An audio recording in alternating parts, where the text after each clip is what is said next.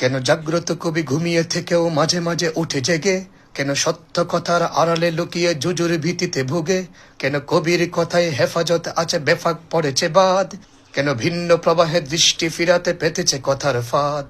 যদি মিছে সঙ্গম করবে খেজুর জিয়ার ধানের শীষ, তবে এখনো কেন ভাঙ্গে না প্রেম, চলে কেন ফিস ফিস? কেন আসন না পেয়ে জুট ছেড়ে বলে শরিয়া মানে না তারা? কেন নিজের দলের রাজনীতি ছেড়ে অন্যের খাটে ভাড়া? কেন বিভেদে বাধাতে ভিন্ন দলের আকিদার কথা টানে? কেন নিজেই ভালো সবাই মন্দ এই কথা আসে মনে? যদি কবির ভাষায় থাকে কিনায়া অস্পষ্টের ফাঁদ, তবে বুঝবে কেমনে জনসাধারণ কবির গুপ্ত স্বাদ। কেন কেন কেন কেন কেন কেন কেন কেন কেন কেন কেন কেন দ্রোহের গজলে মিষ্টি কথায় প্রতিবাদ কৌশলে? কেন একই কারণে উনি ছাড়া সবে আলেম গিয়েছে জেলে? কেন আলেমের নামে বদনাম করে দুষ্ট শব্দে গালি? কেন ক্ষমতাসীনের সমালোচনায় এতটাই কৌশলী?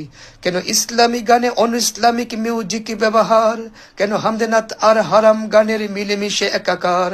কেন আইনুদ্দিন আল আজাদের আদর্শ দিয়ে বলি?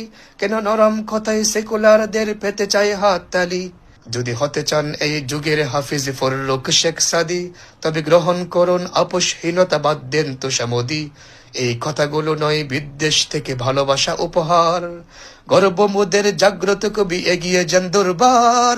কেন কেন কেন কেন কেন কেন কেন কেন কেন কেন কেন